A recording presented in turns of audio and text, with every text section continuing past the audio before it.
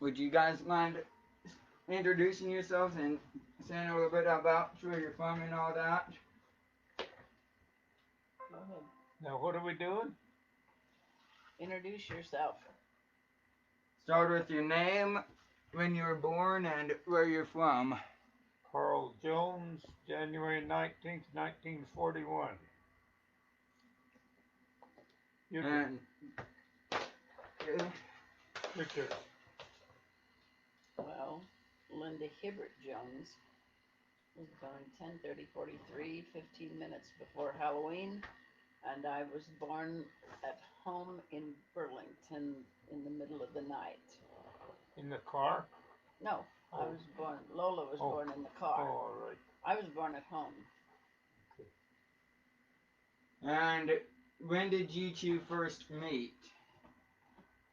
Oh, we've known each other probably We lived. forever, huh? Well, we lived in the same town, Yeah. and so we've known each other forever. And but I went to Grable to school first, and he went to Otto up to what grade? For what? What grade did you finish at Otto before you went Oh. to Burlington?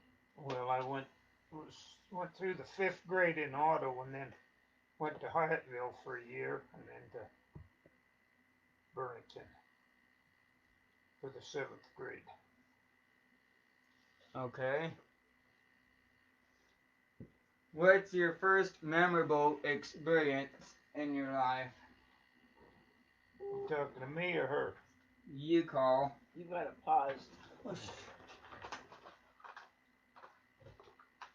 We'll get it unpaused.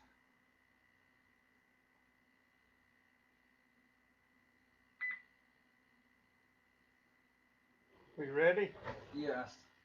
Well, one of the first things I remember was when we were out at the living in the old basement house out on Dorsey Creek. My folks were so straight-laced, they wouldn't even say darn it, and they figured that as long as we didn't hear anything bad from them, we wouldn't hear anything bad, but they'd let me go play with the cousins, and they were about as X-rated as kids could get back then. I couldn't have been more than 4 or 5, and I came home and used a very X-rated word in front of my mom. Well, she grabbed a bar of homemade Ivory soap and proceeded to wash my mouth out. And I didn't even know I'd said anything wrong, but I finally figured it out. Your turn. I'm trying to think. We lived across the river. Well, first of all, we lived in Burlington for a while, and I remember going down to visit Uncle Dick and Grandma McIntosh, and Mother would get mad at us because we took off, and she'd come down with a willow and switch us all the way home. And then one time they had a ditch there, and I fell in it, and I guess Sarah saved me from drowning. And then I remember Serling and Walter eating coal. We were quite young. And then I remember running into the gate, and I still have a scar about that long on my leg from where I hit the gate. That's about all I remember in Burlington. But then we moved across the river in the little black shack, and it was 2 rooms. And I remember getting scarlet fever, and they put me back in a corner um, with stuff all around so I wouldn't have any light. And they would come in and ask me how I was feeling, and I'd say, I'm just fine. And I remember when Jim was born, they didn't expect him to live, so they sent him home. And they'd give him a shot. They had so many shots in his back, they'd give him a shot, and the medicine had come up another hole. And Mother had him up on the cupboard so we wouldn't bother him. And that's just the start of it. Okay, it's your turn. Another thing I remember about living on the other side of the river, I used to go up and play with Joan Wardell, and we got in a fight one day. I hit her over the head with a table leg that was there, and she started slapping me, and I started bawling and going home. And I got down there, and Dad had some German prisoners thinning his beats, and there was a guard sitting up on a pile of posts there, and I run down, ran into that guard. He had his rifle, so I scared me half to death, and I turned around and ran back up and apologized to Joan. And then my grandpa used to raise real good watermelons, and we'd get awful popular when they get ripe. But I remember my cousin coming down, getting me to go swipe a watermelon. We went and sat in the old outdoor toilet and ate it. Flies buzzing all over, didn't bother us. So, your turn. I was trying to think. When we lived in the little black shack for a while, and then Dad moved a dance hall from Jibo up down the road where the black shack was, and he added on to it. Never did finish the bathroom. Um, and I remember one time Lola and I had gone down to the black shack, and Dad thought he had some mice poison sitting out, and he thought we'd eaten the mice poison, and he was going to take us into the doctor, and we promised him we hadn't eaten any mice poison. But I remember the house, the dance hall that Dad added on to. We'd get one bath a week, and that was in a metal tub, and we each had to take a turn. And Mother was cooking on an old coal wood stove. And I remember coming home on the school bus, and she'd be frying fried green tomatoes. And I now have that cook stove. I got it all put back together, and it's here in my house. And I remember at that house, we'd get up in the morning and we'd just take off. We'd go down the river. We had our own tree at the gulch, and we had ropes hooked to it, and we'd swing out over the gulch. Or some days we'd just take off and go out in the hills over the jet block house. Every summer, because we were so crowded in the house, I would move out and I'd make a bed anywhere. I had a swinging bed that I had in granary, and then I put a frame in a bus, an old bus that Dad had there. I slept there one summer. I slept in the garden. I always liked to move out. And I remember one year for Halloween, I worked really hard and made a gypsy outfit. And I had the metal, I made a wire hoop and everything. And I went to visit two neighbors. That's because I had to walk to go trick or treating. But I remember we'd take off in the morning, and if we got hungry, we'd just go hit somebody's garden. Mother didn't worry about us. We just took care of ourselves, and sometimes we'd hop on bikes and go. And we always had lots of our toys were the animals. We had magpies, chipmunks, mice, kitties. Um, that's pretty much what we had for our toys. It's your turn. Okay, we moved into town when I was probably about 5, and we lived in a sheep wagon, and I think we slept in a tent when we first moved in. But one of the first memories I have was Paul. He was a couple of years older than me, and he was always thumping on me, and we I we were both so bullheaded. We figured we got in a fight. We had to get the last hit in. Well, he'd hit me and was making his getaway, and he ran down in the basement. Dad had just started building the house, and they had the basement poured. He ran down the basement, and I saw him crawling out a window. So I ran over to that window and got there just as his fingers came up over the cement. Dad had a sledgehammer there, so I just picked it up and whacked his fingers, and boy, he let out the blood curdleless yelps. Dad came running out of the house with his strap so he could whip me. Well, I made a run for the schoolhouse, and I got up there just ahead of him, and I'd climb up the slide, and he'd climb up after me. He was a bib overall pot-bellied farmer who was in very good shape, and he'd climb up after me, and I'd go down. He'd come down. I'd turn around, run back up. He'd come back up after me. I'd go down. We were going round and round. And finally, I played him out, and he was down there with his hands on his knees, bent over, panting like a dog. And he says, "Well, are you sorry?" And I said, "Oh, Daddy, I'm sorry. I'll never do it again. I promise." So he let me come down without my whipping, but he didn't have any choice because I had enough adrenaline going. I could have kept going all night, and he'd had all he could take. So that was one of my first memories.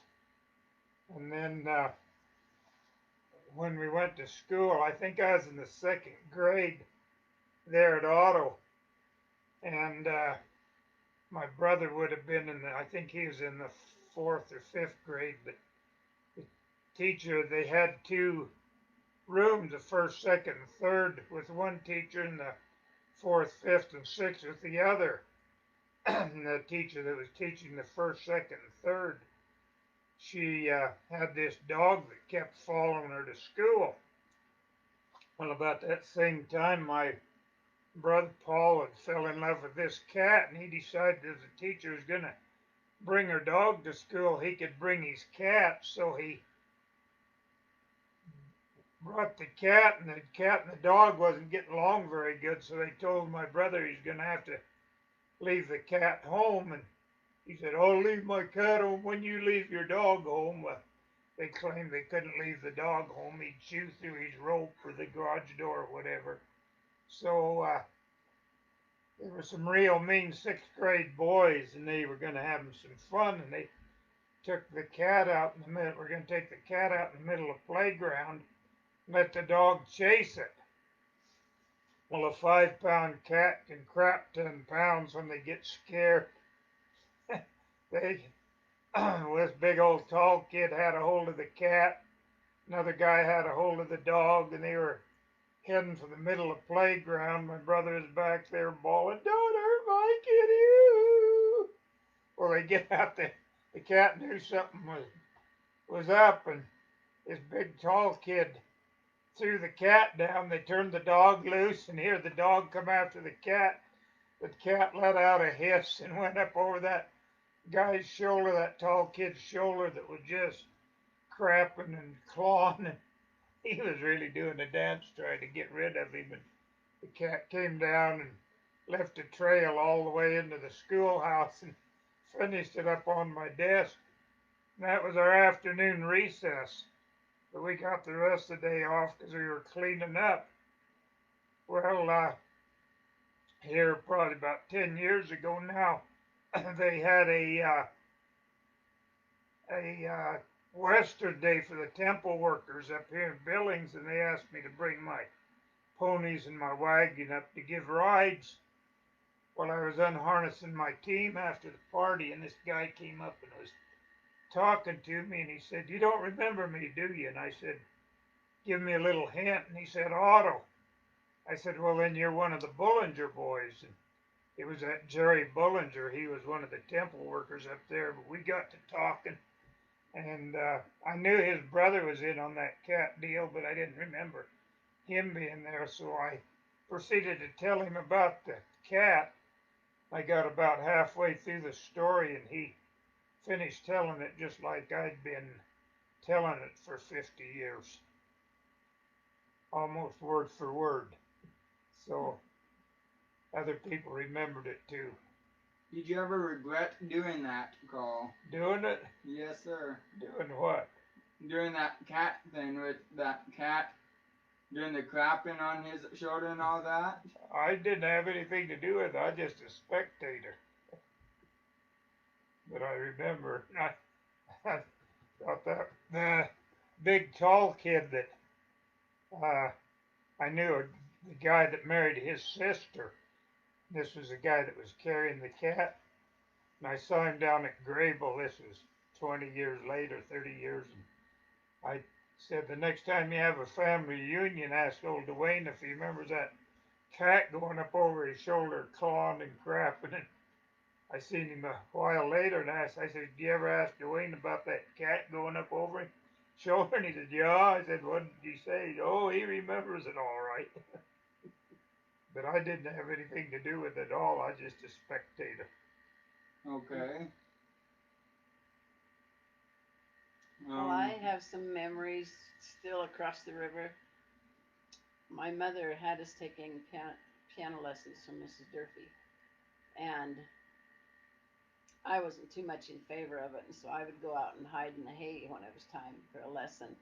But I remember playing, and pretty soon um, my teacher wasn't all that good, and I wanted to learn to play this song, and she said, "Well, you can't learn to play that. You're not good enough." Well, don't tell me what I can't do, and I learned to play that song, and I can still play it to this day. Another thing, when you're raised in a family of seven, you do what you need to get attention. And so when I was younger, quite young, I had a flea circus, and it was in a metal Band-Aid box. I had Gilbert, Wilbert, Silbert, and Dilbert. And Gilbert was always getting in trouble. And so when somebody would come to the house, they would have to see my flea circus, and I would show it to them. Also, that's when I was going to school in Grable. Well, we were country kids, and I was very shy. And we'd go to town, and I'd just hang on to my mom, and of course that's when you would wear dresses to town, and so, um, but they sent me. Well, I had a neighbor that was named Linda too, and they had us take a test to see if we were smart enough. You just lost us. Oh, shoot. I need you to make sure he doesn't fall asleep, but we're still live on here. Okay, So just continue on. okay. Anyway, we would have to ride the bus clear down to Grable. Well, to us, that was a huge school. And here I walked in there, this little country girl in country clothes. And I remember one year for Christmas, us girls had to be, we girls had to be snowflakes. And we had our dresses made out of, I can't remember, it was kind of a paper stuff. And my mother did it, bless her heart. And she followed the directions exactly, and we'd get down there for the program. And the other mothers had taken that material and made all these flouncy everything in there. I had this little plain dress. And when I was in the third grade, my teacher spanked me for not having good grades. And I was so shy, I couldn't raise my hand or do anything. And, but I could draw pictures. So while I was waiting for the bus, I would go down in the first grade room, and I would draw pictures on her blackboard, and she'd circle them, save them for her teacher. I mean, for her kids the next morning. And that was when I think I was in the fifth grade. They did a test of the whole school on music, and it was a test to see how good we were, or how we could hear. I don't remember for sure. Anyway, I know that Sarah Lee and I came up really close to the top, um, winning that. But I was just a very shy, backward girl down there, and then they sent us to Burlington, and I started coming out of my shell a little bit because I had relatives there, but still not too much. I remember writing a story once in class, and all of us wrote in the class, and when the teacher read it, he told me I copied it. And the kids around me had to tell him, no, she wrote it here. And so he wrote on my story, "You surprised me." Um, and I threw it away, but I still remember the story quite well. And it was about a blind German girl. And she came over here to America and went to school. And she was just brand new, and the teacher was asking her different questions. And this was years ago, and because she wasn't giving her the right answers, the teacher got upset at her, and really got after her and wanted her to do certain things. And the girl finally said, "Well, I can't do that because I'm blind." And that was the end of my story. Okay, when I was in the sixth grade, they sent me to Hyattville to school. My dad and I had a terrible personality conflict and conflict of interest, and I wasn't getting along very good at home, so they sent me to Hyattville. And I was 100% different person up there. At home, I didn't care whether I got out of bed or whether I did anything when I got out of bed. I get up to Hyattville and if they ever had to holler at me to get me out of bed, they only had to do it once, and I'd be up and figuring out what I was supposed to be doing and getting it done. But I just got along a whole lot better up there than I did in Otto. And it's just been the last few years that I figured out why, because up there I was getting a lot of positive feedback, and at home I was getting nothing but criticism. So it made all the difference in the world that I was. One thing I do remember up there was that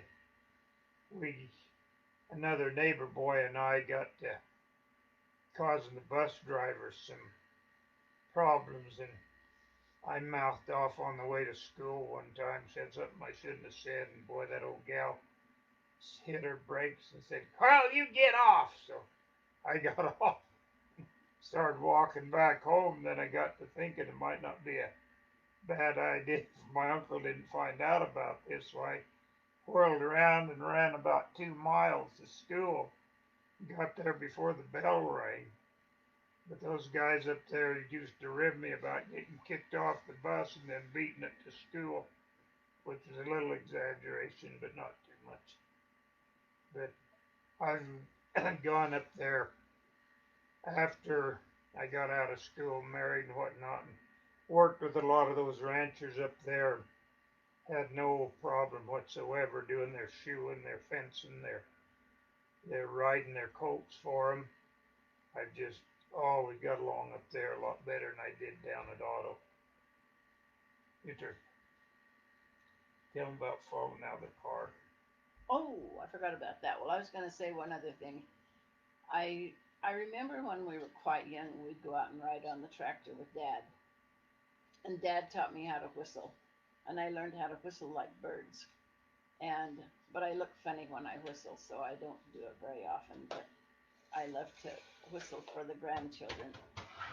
One time, Mother was really good about getting our shots, and one time, Mom and Dad took us to Lovell for all of us to get shots. And I don't think we had um, Glee and Dale then. But anyway, we had this car that the doors opened like this from the middle. And we all went and got our shots. And I remember feeling quite smug because when we got our shots, Walter cried and I didn't. And I thought I was pretty tough. Anyway, on the way home, we just got up out over the hill, headed home, and Mother had fixed a sandwich for us. And I had a sandwich in my hand, and somebody said, "Linda, your door's open."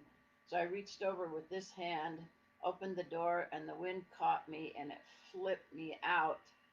And I hung on, and I remember going back and forth in front of the tire. I still hung on to my sandwich. It wore the heels off my shoes and tore my dress. But Dad was going about 55, and when he stopped the car, he figured that I wouldn't be alive.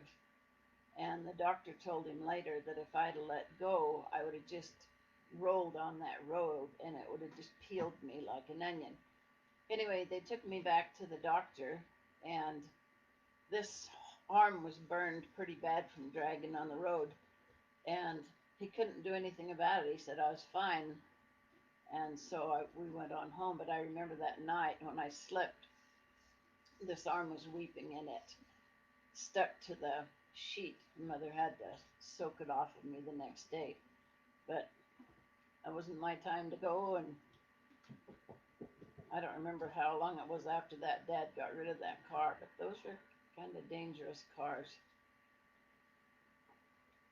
When did they start making them into the vehicles we know today?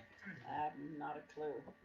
My dad always liked to have nice cars, and so I'm sure the minute he kept them pretty updated, liked to have nice cars.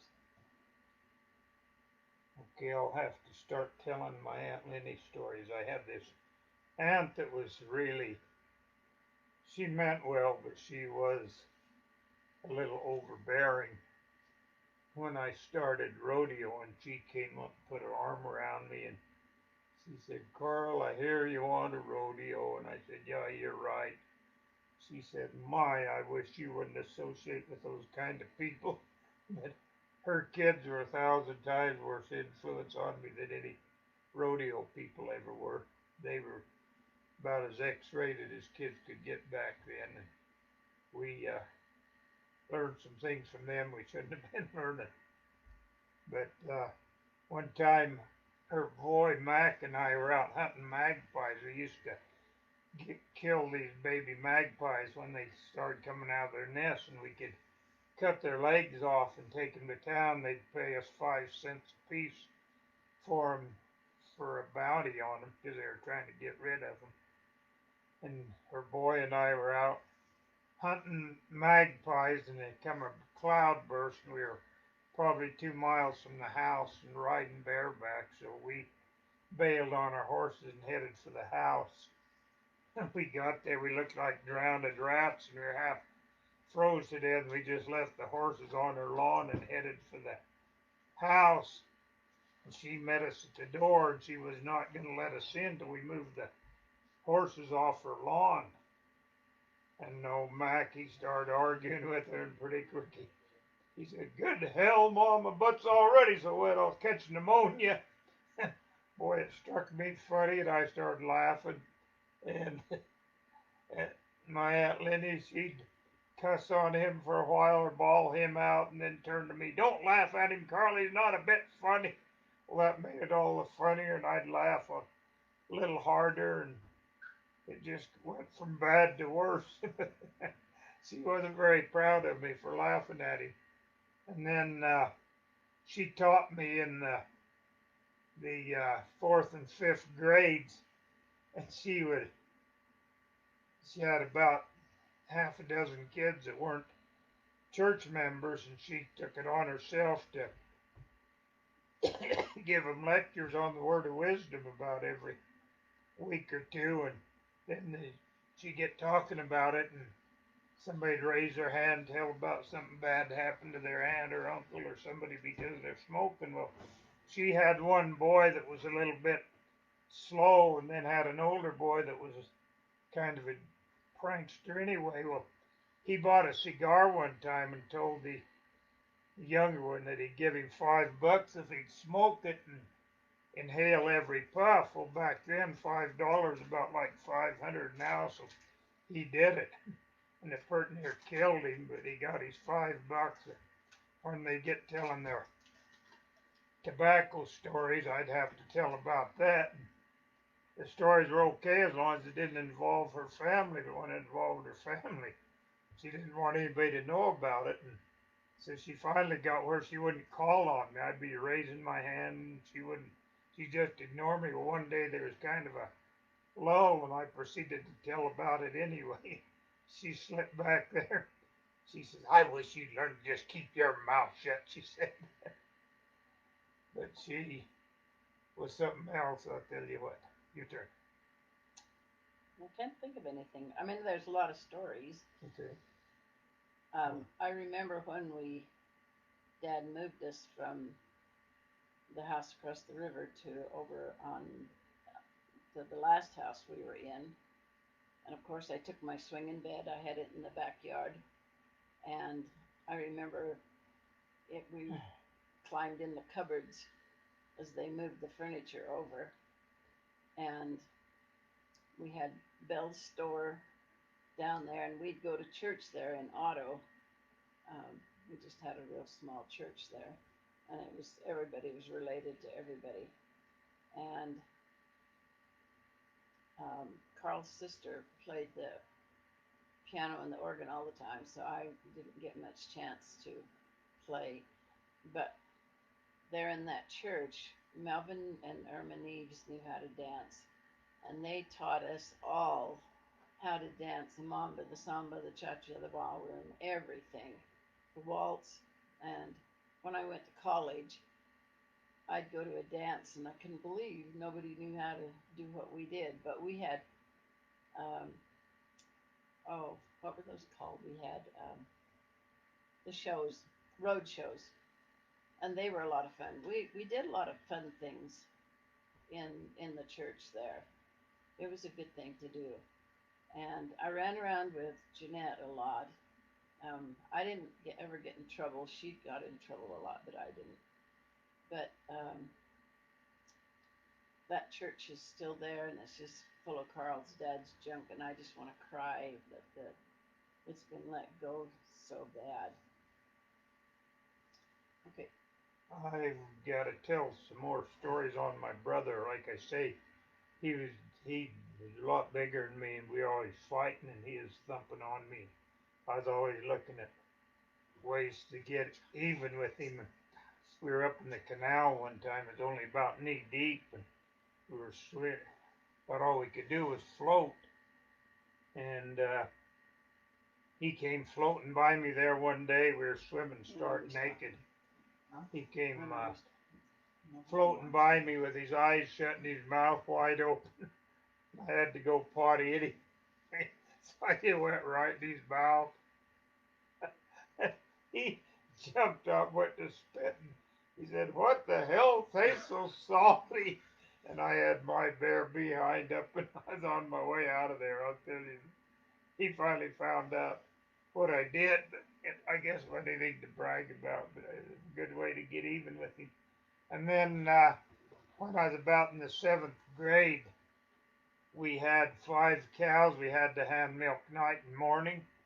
And we were supposed to be doing it together, but we'd wind up fighting and wasn't getting anything done. So Dad had me do them all by myself in the morning, and Paul had to do them all by himself that night.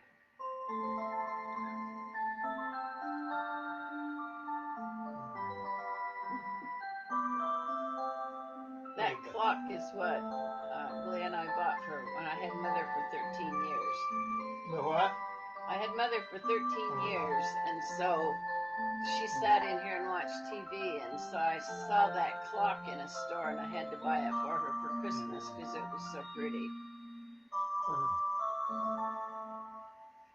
But anyway, I'd build a bucket chute up in Dad's calf pen. We go up there every Sunday afternoon between sacrament meeting and chore time was the only time we ever got off to do anything we wanted to do. And I'd build a bucket chute up in Dad's calf pen, and we go up there every Sunday afternoon, have us a little rodeo. And there was a steer in with the calves that probably weighed 700 or 800 pounds, and the guy told me, when the kid said, "Hey, if you guys can get him in the chute, I'll ride him." And we get him in the chute, and then he looks like he weighs about a ton, and the kid chickened out, and he was too big for any of the rest of us, so we were just about to turn him out, and here came my brother, old Paul, swinging his milk buckets and whistling a merry little tune, and I hollered at him. I said, "Hey, come over and ride this steer for us." And he said, "Beeves, bullshit, I'm no cowboy. I'm not going to ride any steer." And I said, "Well, if you will, I'll do your milking tonight." And boy, he slammed the buckets down. He said, "Now, boy, that's a deal." So he came over. We had a rope with a bell on it, and we pulled it around the old steer's belly. And old Paul took a hold of it with both hands. He was a big, stout bugger anyway. And we turned that steer out, and he come across the pen, jumping about 6 feet in the air, and bellering, the old bell a-clanging, Paul gritting his teeth and giving all he had. He gets to the end of the pen, and there's a chicken coop. And when Dad built it, he'd left a pole stick out over the top. Well, the pole was high enough, it didn't bother us riding calves, but here this big old steer was running old Paul right up under it. And he seen it coming, and he was going to be smart and let go of the rope and reach up and grab the pole and let himself down easy. But the only problem, when he grabbed for the pole, he missed it. And boy, he came down like a ton of brick. You'd have thought an earthquake had hit Otto. Well, I got laughing so hard I started peeing my pants. And I can remember doing these chores that night and giggling all the time I was doing it, and I was wet clear down to my boots. Your turn. Tell about your dad's reservoirs. Buddy's what? His Reservoirs. Oh, yeah. What about him? How good he was. Yeah, my dad, he was trying to get me to go in with him to build or to buy a farm over there at Otto, and I said, has there ever been a year you've made good money farming? And he just shook his head. He said, well, to tell you the truth, he said, there's never been a year I've even got my expenses back. But he could take a badland flat and turn it into the prettiest farm you ever seen, and build reservoirs to irrigate. He should have been a millionaire, but he just couldn't get it put together. We had to live off Mom and her post office. But when, like I say, my folks were real straight-laced. They wouldn't even hardly say darn it. And we had a deal when we were little, when we'd hear anybody pass some gas, we'd say rigs, and if we said rigs before they said safeties, then we got to pinch them while they had this Charlie buckwheat straw saying they had to say, and then while we were pinching, they had to whistle and knock on wood. It's just a goofy thing kids had come up with. Well, we were doing it all the time, but we never did it when Dad was around because we knew he'd whale our behinds for us. And there was a guy there, his name was Verl Tolman, that was raised with Dad, and Verl and his wife had gone hunting one year and hunting deer, and they got back to the car, and his wife had laid the rifles on the back seat of the car. Well, old Verl was going to check them and make sure they were unloaded, so he was pulling one out by the barrel, and it went off and blew his left arm off. So he went hunting the next year. He had about quite a few kids and no insurance and he was really hurting. Well, he went hunting the next year with his cousin to try to get some meat to help him through the winter. And the first day out, he shot this big old bull elk, got it going across the meadow. He took his one arm and laid his rifle up over a rock and knocked the elk down. Well, his cousin was with him, and they were just got it dressed out, and old Verl was really worried about getting it packed in. He didn't own any horses or have any access to any horses, and they're about 4 miles from the trailhead, and he was doing well. About the time they got it dressed out, we rode up and had 5 horses and told him we'd pack it in for him. Well, the combination of getting the elk and getting it packed in, he was as goofy as a kid that just shot his first rabbit anyway. Well, Dad had this old bachelor, this Art Gertson. After you're done with this story, Kathy Chappell wants you to tell this story about the snipe hunt. The snipe hunt? Yes. Oh, okay. Anyway, they were getting the old elk ready to pack, and just before they threw it on the horses, Dad, this Art Gertson, we called him Dirty Gertie, the poor guy was just black. He never took a bath, never changed his clothes, and Dad took him hunting because he felt sorry for him, and they got the old elk all ready to pack, and they were going to take a little break before they threw it on the horses. So the old Art was sitting on a rock a little ways away, and boy, he ripped one off that just made the old canyons echo.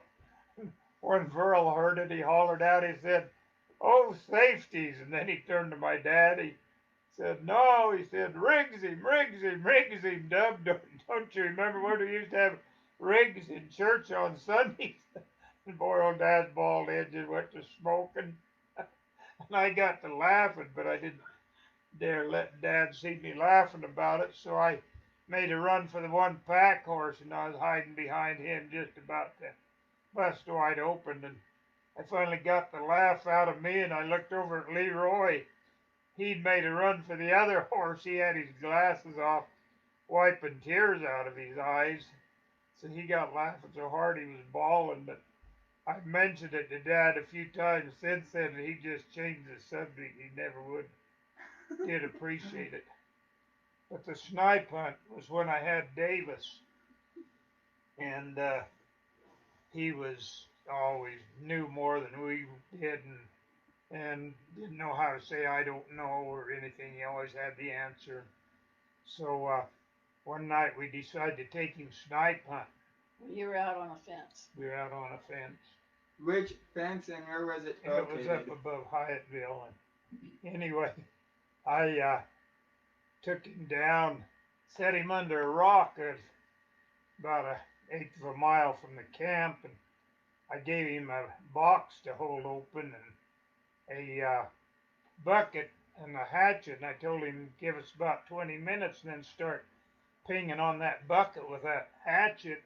And I said, we'll get out here in the brush and stir these snipes up, and when they hear you pinging, they'll come and jump run in this box. And when you get about 4 or 5, I said, that's about all we can eat, so shut it up and come on up. And I said, we have to watch. If you hear a bear, you're going to have to quit pinging because we don't want to bring a bear in. So we went back. I started cooking supper, and I'd hear this ping, ping, ping, ping. About a half hour later, I'd listen again. Ping, ping, ping. Another half hour. Ping, ping, ping. I finally told Case, I said, go jump up over that rock and come down and grab him and let out a growl. And then bring him back. And I was ready to go to bed. Casey came back just holding his belly laughing. And I said, what happened? He said when he figured out what we'd done to him, he started bawling. And he said, you guys made me embarrass myself. And then his older brother, Delisle, one time we were on a fence job going over the top of the Bighorn Mountains, and there was a lake there that was coming off of a snowbank. And I told them I'd stop if they would jump in it. And they said, okay, we will. And I got down there, stopped, and they went down, started feeling it, and decided they weren't going to do it. So I was down there just looking in it, and old Delisle came up and gave me a push and pushed me into the lake. And I just got out and I said, that's fine, but don't you forget this. Well, that very night I had them sleeping in the back of the pickup, and I had a tarp over the stock rack, and they were sleeping under the tarp, and it rained almost all night. And I got up the next morning, and there was a big old reservoir of water in that tarp right over Delisle's head, and he was still asleep. I just jumped up there and took my pocket knife and cut off. Correction, Carl. What? The chapels say it was a feed sack. Is a who? Feed sack. Feed sack. Was what was above it, not the tarp. No, it was a tarp, because I just took my knife and cut a hole in it right above old Delisle's head, and that whole probably 20-gallon of water come down, hit him right in the ear while he was asleep. So it didn't take me very long to get even with him. So where to now? And we also have Kay Walker and Carrie Walker and her family watching, and Erica said hi. Oh. And we also have Calamity watching. Oh my gosh. Well, I was trying to stay in kind of in order. Right. Well, it's okay. I'll see. after we moved across the river, I want to tell you about my mother. My mother had kind of a rough life, and Dad had her cooking for threshers, hired men, and whatnot. And but she was an excellent cook. In fact, my grandmother cooked at the school in Otto, and my mother was just a good cook and really good candy maker.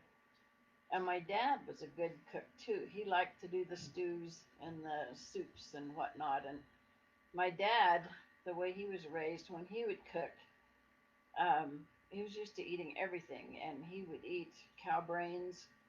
He would eat fish eggs and with scrambled eggs. Um, he ate liver and the heart.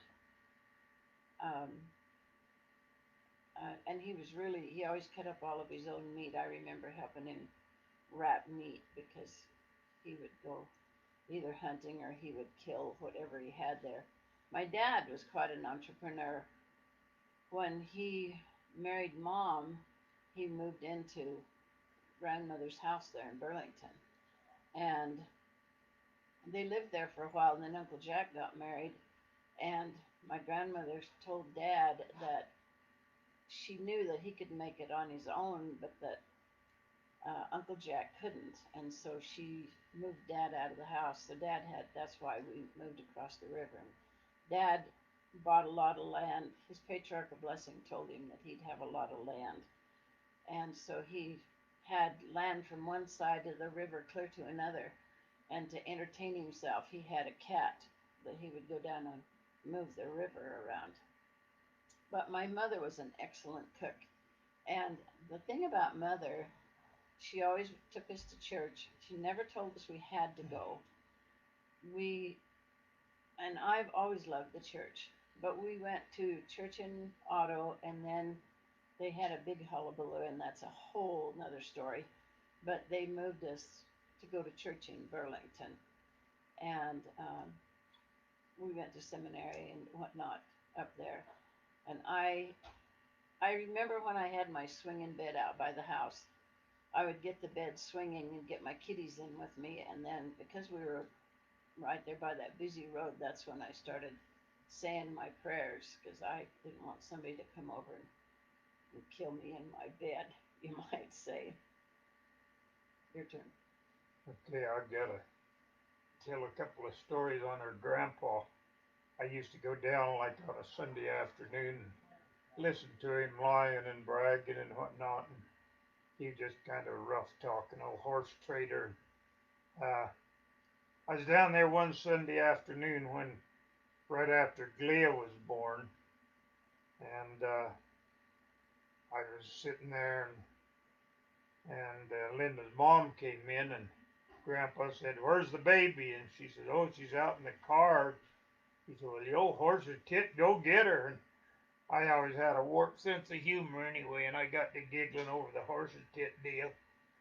And she went and got her and brought her in, and Grandpa bouncing her on his knee and baby talking to her. Well, her Aunt Maureen, she's kind of a hard looker anyway, but she's pretty fat and just got her teeth pulled out so you'd get false teeth, and just washed her hair and then put it up and made your eyes water to look at her. And she came over and started playing with the baby, and Grandpa was talking to the baby, and he says, "Tell Maureen, say, you big fat slob, get out of here." Boy, that was it. I just went rolling out the screen door. I laid out there on the lawn and laughed till I didn't have any air left. Finally decided I could make it home, and I got about halfway home and got to thinking about it again, and I had to stop and have another laughing fit. And by the time I made it home, I was just wobbling from laughing, and my mom wanted to know what was so funny, and I made the mistake of telling her. And that's when I found out everybody's sense of humor wasn't the same. Boy, my mom, she didn't see anything funny about it all, and she says, "Oh, no, he didn't. He didn't say that. No, he'd never say anything like that." And I'd heard him not 20 minutes before. And then Maureen was living up in Billings, and I was working up there and driving up every Monday and coming home every Friday night. Had a couple other guys riding with me, and Grandpa decided he wanted to go up and spend the week at Maureen, so I hauled him up, and I was we were eating there at the Stockman Cafe, and Grandpa used to make these uh, lamps out of he had a lathe, and he can make real pretty lamps out of cedar and whatnot. Well, I was eating there in the Stockman Cafe, and they had this real pretty cedar lamp in there, so I went down on a Wednesday evening to pick him up to show him the lamp, and we drove by the train station. Just out of the clear blue, he told me, said, you know, during the war, there's a bunch of girls got together up here and decided that if the men were going to go fight for them, they'd at least entertain them before they left. He said the train had stopped and there'd be a woman waiting for the soldiers right there. And it kind of shocked me that he told me about it, but I didn't say anything. It came Friday night, I came and I picked him up and went or had the other two guys riding with me, and we were headed home. I turned to the guys in the back and I said, hey, do you know what this guy was telling me the other day? Drove by the train station. What are we doing? I'm sorry, I didn't realize it was gonna do that here. I'm gonna have to turn the volume down. I picked him up. There we go. You're all good now. Oh, but anyway, I turned those guys in the back and I said, hey, do you know what this guy was telling me the other night? I told him what he told me, and then I said, and he told me how he used to dress up like a soldier and just hang around the bus or train stations all the time. And I no more got it out of my mouth than I'd regretted doing it. The poor old guy just turned purple. He turned to me and he said, why, you little shit, he said. Then he turned to those guys in the back, just redder to beat, trying to explain to him what he'd been telling me. So that was kind of interesting. So That's how Henri he is. I've lived with them for 56 years, and he is Henri. she's bragging. The one thing I want to say, though, Edward has this all set up. He's a pretty clever character. And so he needs a big thank you for this, because everybody should tell their life story. And people say, well, it isn't interesting. Well, everybody's got a story. But we've had a lot of people say, oh, you should get your stories written. You should tell the hunting stories and whatnot. And Edward caught on to that, and he said, well, we're going to get your stories. So he got it all set up last night. So that's why we're doing this. I don't know how much longer we go. We'll go until either the people quit or until Carl's tired of doing it. Well, we don't want to bore them. And we can always do We it. can. In next fact, Sunday. we can have at least They can turn 6 us off, people. can't they? They can. And people, after this, we are going to be putting this onto the Delbert Family Reunion page, as requested by Trevor Jones, Okay. so that the Jones family can see it too. Well, maybe the people that are watching, we ought to get some feedback from them. We What will. do they want? Do they Right. want more? I just got to grade school, so there's a lot left. There Carl hasn't even touched everything that he can say. So I guess it depends on what the people want too. is. Yep. I started guiding the second year I was married, and that first year I guided. What's wrong? You know. It's been paused. I don't know how they got paused. While it's paused, I'm going to slip into the restroom really quick. Oh, there we go. We're back now. Wait, okay, Carl, you go ahead and talk. But the first year I guided, I really had a good year. I guided 4 hunters, filled them all with nice bulls. But that last one, He was really, really a good guy from California. His name was Art Jans, and I had him for my last hunter of the year. And he'd missed a bull, he wounded a bull, but it came down to the last day of the hunt, and he didn't have his elk, and boy, I was just sick about it because, like I say, he was such a good guy, and the only one I hadn't filled, and we'd seen these elk come out on this ridge. The way we had to get to them was about a 10-mile ride, but we decided the last day to make a run at them. And we got over there at the head of the ridge about 2 o'clock, and the elk hadn't been coming out till about 4. So I told him, I said, well, we'll just wait here till about 4 o'clock, and then we'll work our way down this ridge. Well, I found a nice sandy spot right under an overhang rock with some nice sand, and I laid down and went sound asleep. And pretty quick I heard this kerboom, and I jumped up, and the first thing I thought, that poor little bugger just got so discouraged he shot himself. And I was about half scared to look over the rock, and I finally did, and he was just sitting there puffing on his pipe like nothing had happened. And I said, did you shoot? And he said, yeah. And I said, oh, what at? And he had a bull knocked down there. He'd come up over the ridge there right in the middle of the day. I shook the sleepers out of my eyes and started down to dress it out, and I'd see him get up and walk away, and then he'd sit down on a rock and shake his head, and then he'd get up and walk a little farther and sit down and shake his head. And when he got down there, he was just weak from laughing. I said, what in the hell's your problem? And he said, boy, if you'd have seen the look on your face when you looked up over that rock, you'd have known what my problem was, because I expected to see him laying there with his head blown off. But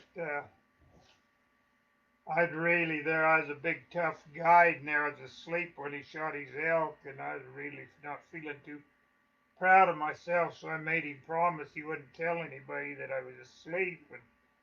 But by the time we got back to camp, I thought it was funny enough I had to tell him myself. But he came out the next year, and the first day out, he got a big old 7-point bull. So he was the one that got me started on my own, and I'd probably guided him I don't know how many times, but it was quite an experience. And then my classic hunting story was nearly all of our hunters came from the Bay Area out in California, and they sent this 28-year-old banker out with me one year, and he wasn't in shape, and he'd never hunted where he couldn't see a road or a car or something, and he'd never ridden a horse. So we get up there, and I got him on his horse, and I said, now always get off and on the uphill side and hang on to your reins while you're getting on and off. Just routine things I tell everybody. And we get about a couple, 3 miles up the trail, and I heard him. He said, hey, Carl. I said, what? And he said, she is gentle, isn't she? And I said, heck yeah, she's gentlest one we got. He said, boy, I'm scared to death. I didn't think too much about it, but we got into camp, and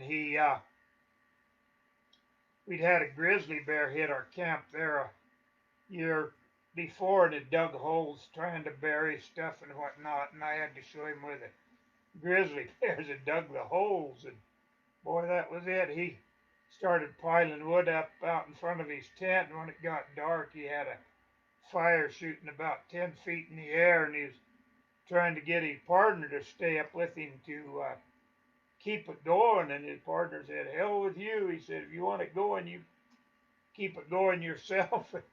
He kept it going to about 11, then he crashed and went to bed. And we went in a day early to do some spotting. We were going to have him go fishing while we were spotting, and boy, he wouldn't leave the tent for anything.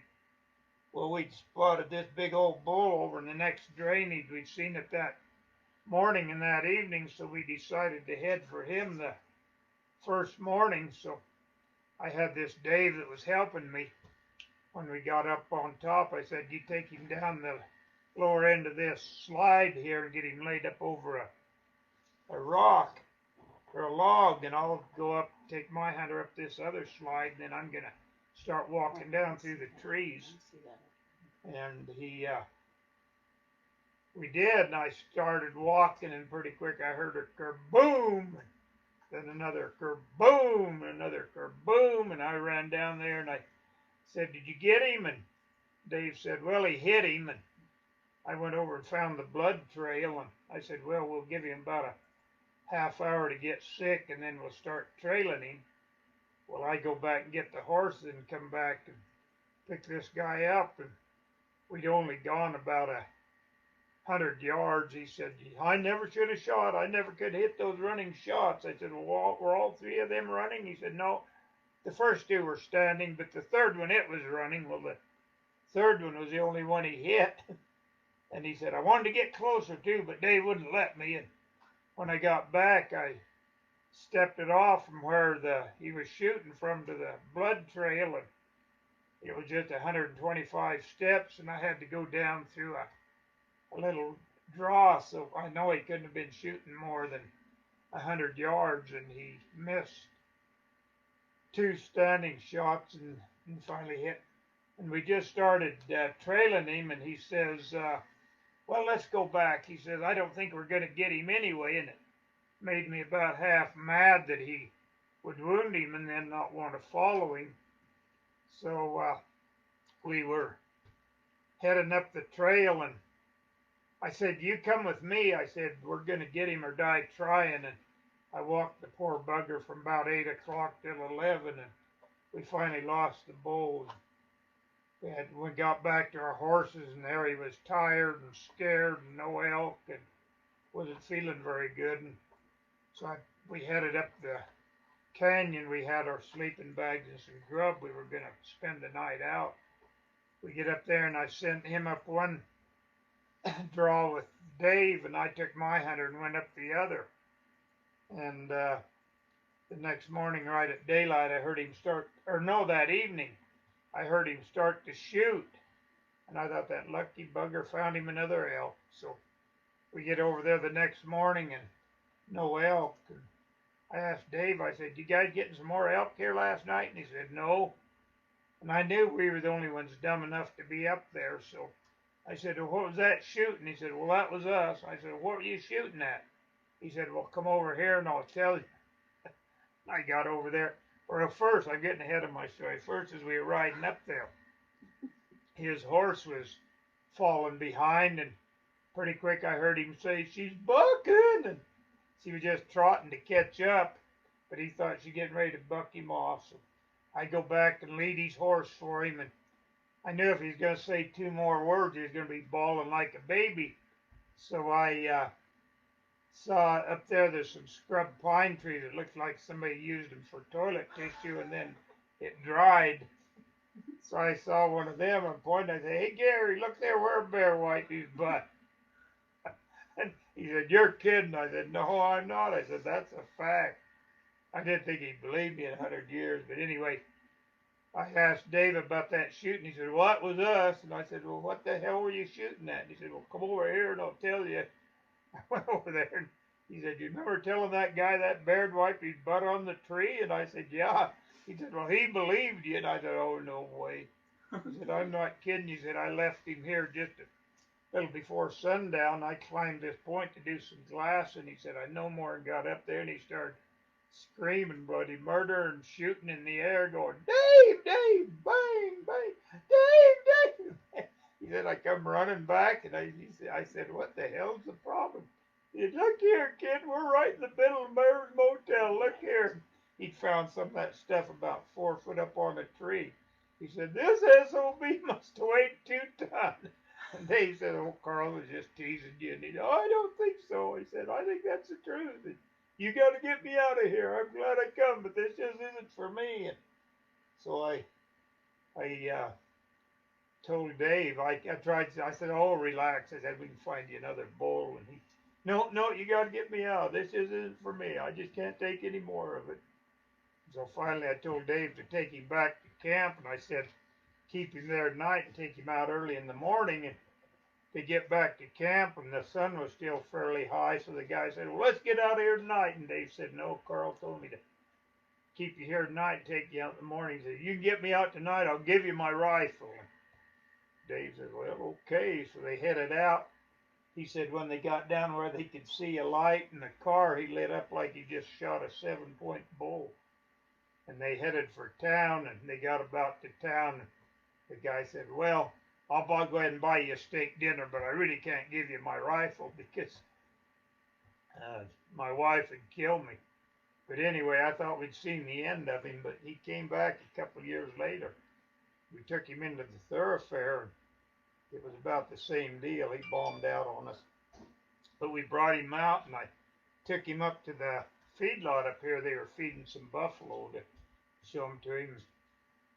He said, I wonder what that guy'd take for one of them. And I said, I don't know, but I'll find out. And so I called the guy, and he said, oh, I'd have to have 500 or 600. So I told the guy 600, and he decided to get one. And we get up there the next morning, and I said, well, we'll put him in this corral. There was a corral there on the north side that didn't have much manure, and I said, you can shoot him right here. And he said, oh, I'm not going to shoot him in the corral.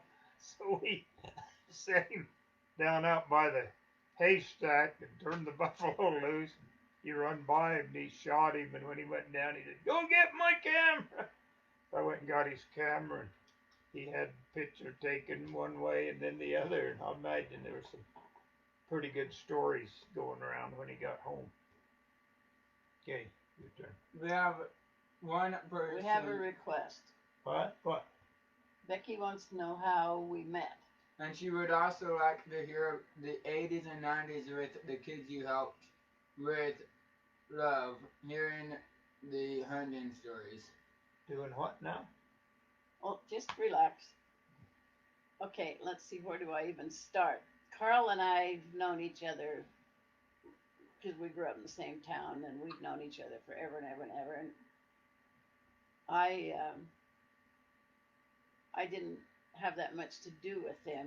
He ran around with my brother a little bit.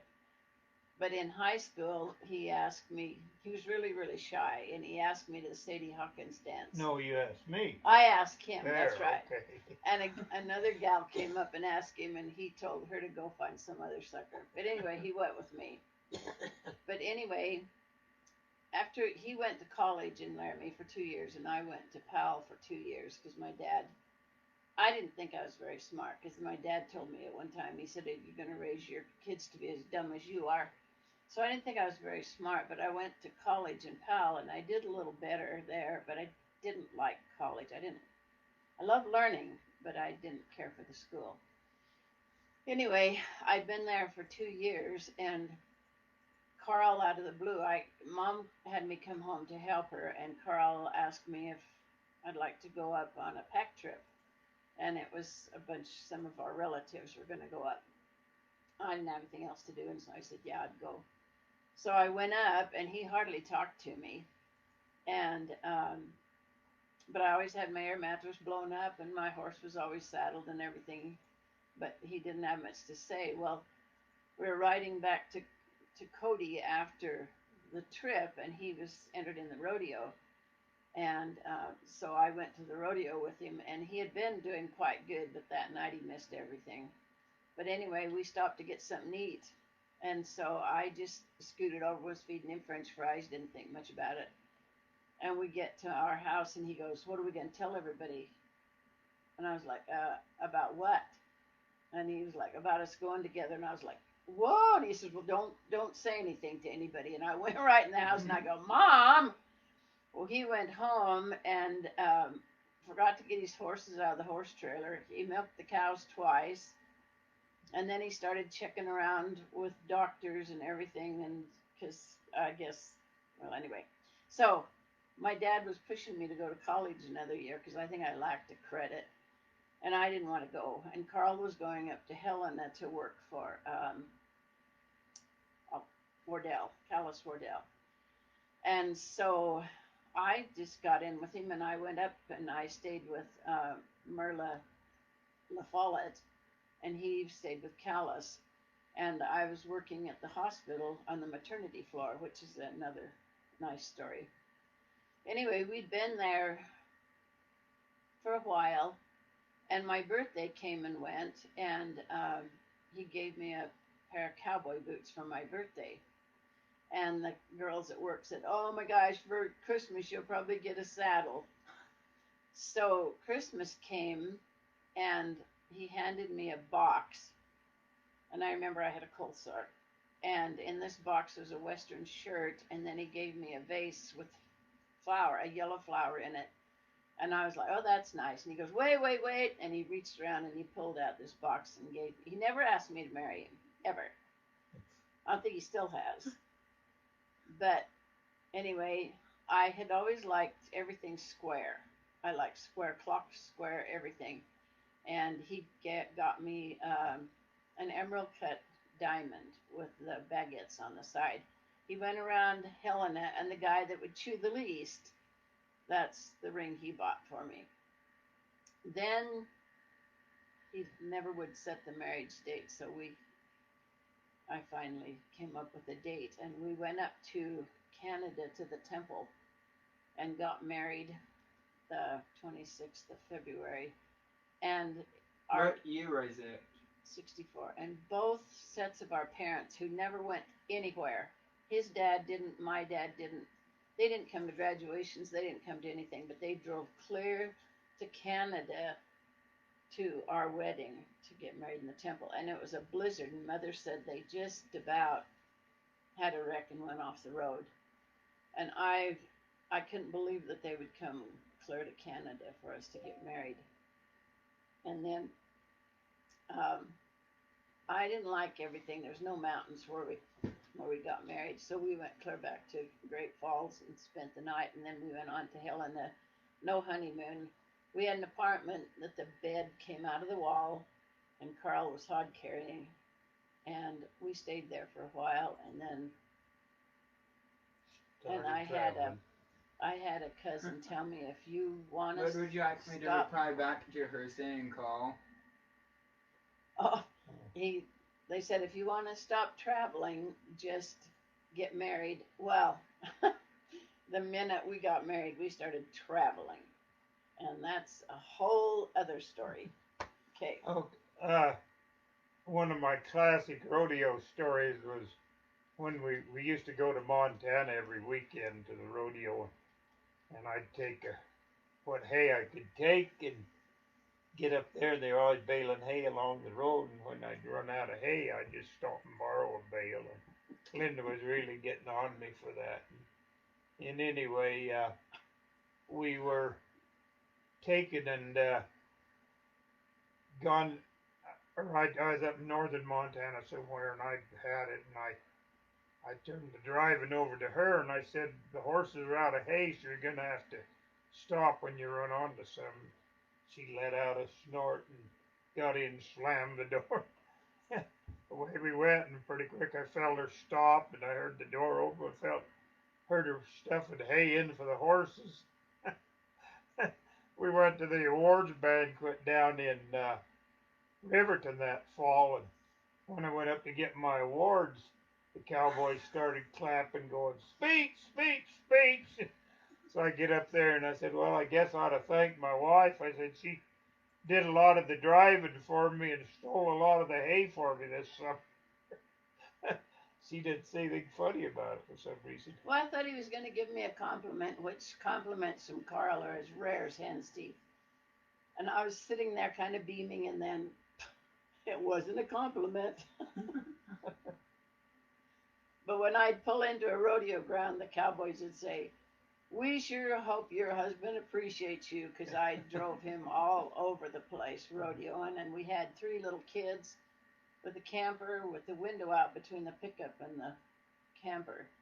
And so we get to the rodeo ground, and we just tell the kids, "Okay, be back the minute the rodeo's over," and they just take off.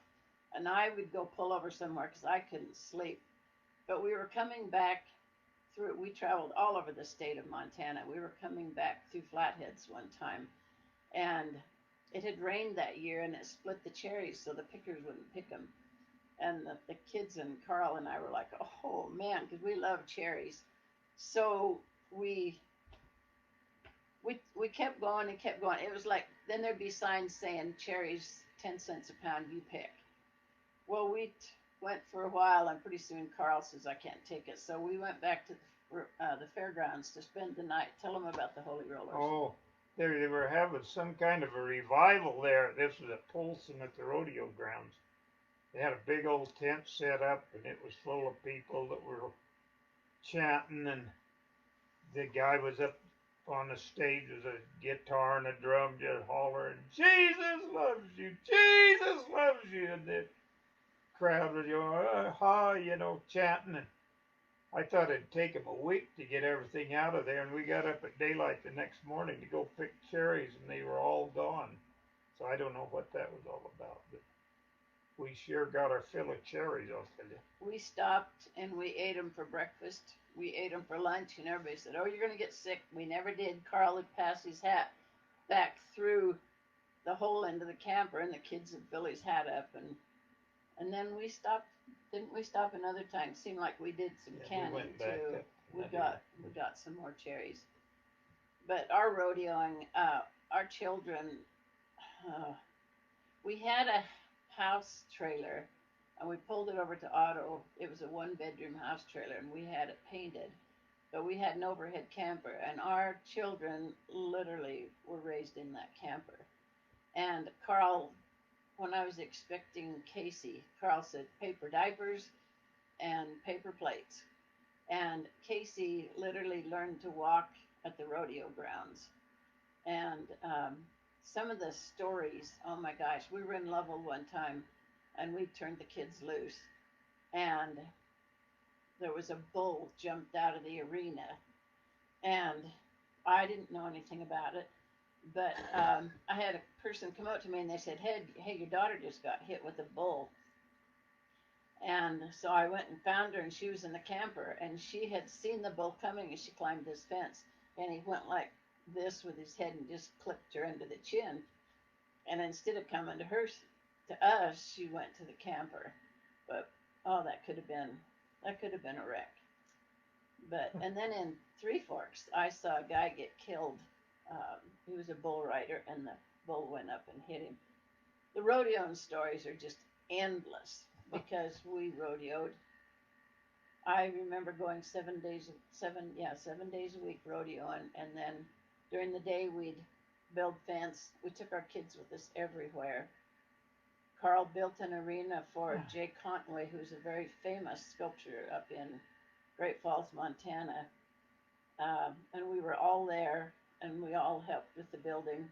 And then that fall, he sent Carl a steer that he had sculptured, and he put Carl's brand on it. He just sent it through the mail to us. He was really a good guy. I gotta tell a couple of the Vina Madsen stories, but there used to be a couple down here on Willwood down on Penrose. They were basically good-hearted people, but boy, they were about as rank looking and as rank talking as they come. But they used to get me down there. The old lady, she raised racehorses. The old man drank, and she hated his drinking. He hated her horses, and they were yelling and screaming at each other all the time. But they get me down there to do their cowboying and trim the horses and whatnot. So and riding their colts. So this one time, first time they called me, they had a cow that was crippled out in the field, and they wanted me to come down and rope her so they could doctor. And I told Linda I'd babysit, and then they called, and I said, well, you'll have to babysit. And she let me know she wasn't too proud of me, so I just loaded the kids in the front seat of the pickup and took them with me. And I went down and asked them where the cow was. The old Vina said, well, I'll just ride up with you and show you. So she got in and She had old red hair going every which way and smoking her cigarette and everything, GD and SOB and everything. And the kids had never seen anything quite like that, and they just started pushing away from her, and they're about to push me out the other side. And Casey was getting an earache, and he was getting an earache, so he was holding his hand over his ear, and Vina seen it. She said, "What's wrong with you, young man?" And our oldest daughter, she was probably about 6, but she says, "I don't think he likes the way you talk." They about the funniest thing I ever had. They, like I say, she hated his drinking and he hated her horses, but when it came time to farm, he did take a lot of pride in his farm, and he got his crop in when it was supposed to be. He took care of it. Well, he'd planted a field of corn down there there was a bunch of grass on the outside of the field, so they put an electric fence around it, and then they called me up to get me to go help move the cows into it. Well, we get down there, and old Vina had to have about 6 horses running with the cows, and we headed them. When the horses saw that gate open, they just headed for the house, doing 9-0, bucking and playing, and headed right for that electric fence, and it was just the one wire. They could hardly see it. When Ovina seen him take off, she said, "Boy, I hope those horses don't hit that fence. I sure hope those horses see that fence. Oh, I hope those horses don't hit the fence." About that time, one of them passed some gas and went into orbit, and a whole bunch of them run through that field that he was irrigating, just kicking mud up like it was coming out of the back of a newer spreader. Vina started going, "Oh no, Harold's gonna shit, Harold's gonna shit." Harold had this old purple pickup, didn't have a muffler on it anyway, and those horses no more than hit that fence, and we heard that thing start to roar, and down the road he came, got right alongside of us and just skidded to a stop, and got out and slammed the door, and come around the front of his old belly. He had a big pot belly on him. It was dribbling up and down like a basketball dribbling, and boy, he called that poor woman everything he could think to call her, and then made up a few extras. And normally she'd have fought back, but she knew she had it coming that day, so she just hung her old head and took it. But I came by one time about 11 o'clock at night in the winter time and saw that old purple pickup out in front of the Byron Bar. Old Harold Pertner lived down there anyway in the winter time. I went over and checked, and the key was in it, so I just started it up and drove it to the back side of Byron and hid it. Come on home, and I kept waiting for him to say something. He never did, so I finally asked him. I said, "Hey, do you have any trouble finding your pickup down at Byron the other night?" He said, "Nope, right where I left it." He said he wasn't going to give me the satisfaction of knowing I got the best of him. So, your turn. Okay, I'll tell another story. What? When Carl and I were raised, we were raised very negative. We had good parents in their own way, but back then, if you praised your children, it was a sign of weakness. So we were literally raised without praise. So anyway, and it was rough. And then we had 3 children in 3 years, and I've apologized to him many times. But anyway, I don't know how long we've been married, but I realized that if things were going to change, I was going to have to change it. And so I started studying about learned optimism and thinking positive.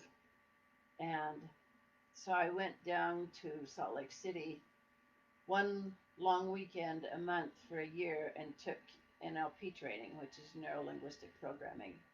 And I bought a lot of books, and then people were starting to ask me to speak.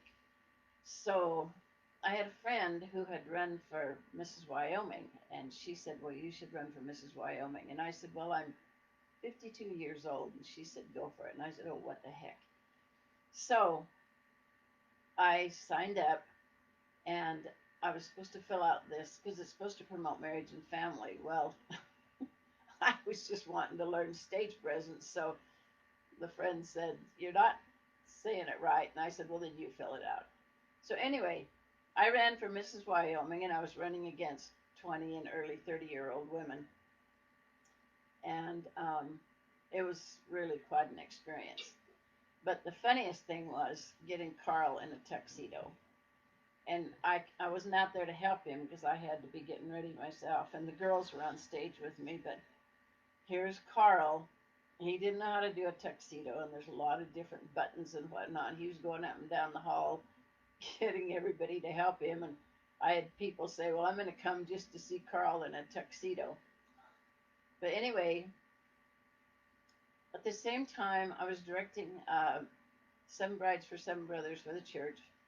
The girls and I were going up to Dude Ranches singing. I was working at the college, and it was a hectic time. And so anyway, I got fourth runner-up, and it was quite an experience. So the next year, I thought, okay, because I didn't take much time, so I went down to Salt Lake the next year, and I rented a dress that was just all sequins, and I took some training on how to walk and ran again. And so here I was, 53 years old. And I remember being on the stage going, "Just let me win something, just anything. I don't care what, just let me win anything."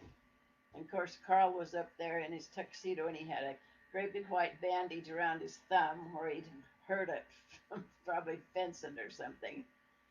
Anyway, I ended up winning first runner-up, which is, I did not win a win because to win you had to go to Texas, and it was dog eat dog down there. That I didn't want to win it, but I went all around the state teaching learned optimism, and it's hard because when you've been raised so negative, it's really hard to get away from that. And if I'd ever say something, Carl would say, "Oh, do we need a positive thinking class?" and I'm still working on it, and it's been quite a few years since I started this. But I would teach special needs people with their children, and I taught them. I would say, control your mind. I'll say, don't think about pink elephants. Well, you're going to think about pink elephants. And so I would say, well, if you're going to talk to your children, tell them what you want them to do, not what you don't want them to do. So if your child comes in the door and throws their coat on the floor, most people go, "Don't throw your coat on the floor." And I'd say, tell them, pick it up and hang it up. So I was learning along with it too. But like I say, I'm still working on it. It's just really hard.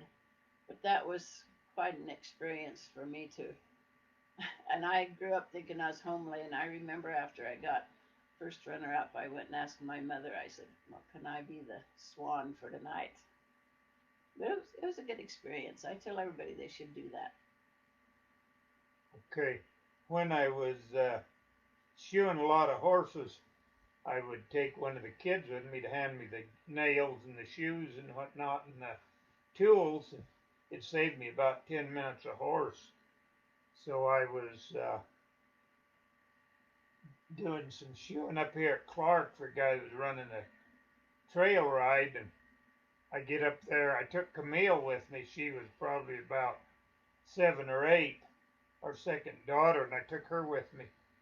And to hand me the tools, we were leaving, and her mom said, "Now you make sure Dad doesn't drink any caffeine. Make sure Dad doesn't do any swearing." So I get up there. This old boy bringing me a horse he just bought in Billings, about a 1,400-pound big old stout Appaloosa. But he's only about 5 years old, and he had about 5 different brands on him. So I should have smelled a rat, but I didn't. I proceeded to shoe him, and I found out why he had so many brands on him. He wasn't going to have any part of it. And I fought him and finally got the fronts on. And when I went to do his backs, he whirled and kicked at me with both hind feet. So I was going to tie Hobley's front feet, tie a back foot into him with about 2 feet of slack, and then when he started acting up, I was gonna swat him and get him to go down, and I was gonna slap on his belly for a while. And he'd apparently had that done before because I just got in the right distance. You know, if you're real close to a horse, when they kick you, they might bruise you, but they're not gonna hurt you. And then if you're far enough away, they're not gonna get you. But I just right in that dirty bugger turned loose and just kicked me and rolled me across the creel. I knew he broke every bone in my body, so I laid there and I moaned and groaned and whined and cried. And finally got one leg under me and decided it was going to work, and got the other. And when I decided I was going to live, I tore into that poor old horse and tried to break his legs. I just couldn't have cared less. And I wailed on him, and I was apparently doing a pretty good job of renaming him too, because I get home that night and Camille jumps out and slams the door and runs in the house and, "Boy, Mom, Dad sure did a lot of cussing today," she said, "but I don't blame him. I don't blame him." And then Casey, I took him one time when he was about the same age, and about a week before that, I really smashed my hand. I roped this full-grown horse, never had a rope on him, and the guy brought me to ride. And I was going to just choke him down, get a holler on him right after we got done roping.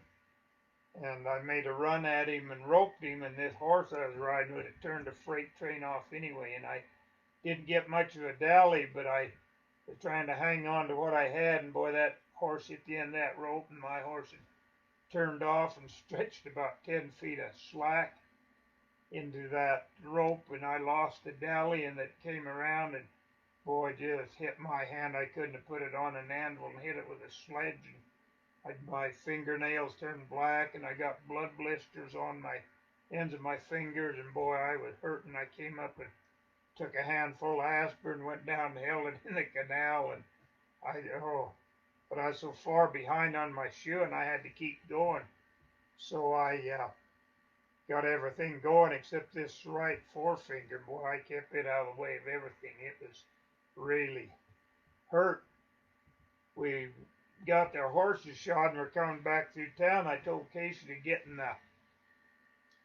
the ashtray and get some money out, and we'd stop and get us a gallon of root beer on the way through town. Well, he gets the ashtray open. His hand was too big to get in it, and his fingers were too short. And I thought, well, if I'm real careful, I can reach down, pull that money up, and let him grab it. And I just got my finger in there, and he slammed the ashtray shut. And oh boy, I tell you, words can't describe how that hurt. I pulled over along the side of the road. I knew I was going to pass out. I was whining and moaning and feeling so bad for myself. And when our kids were growing up, if they were hurt bad, we could sympathize. But if they were just wasn't very serious, we'd just say, "Oh well, that'll make you tough. Good thing you're tough," and whatnot.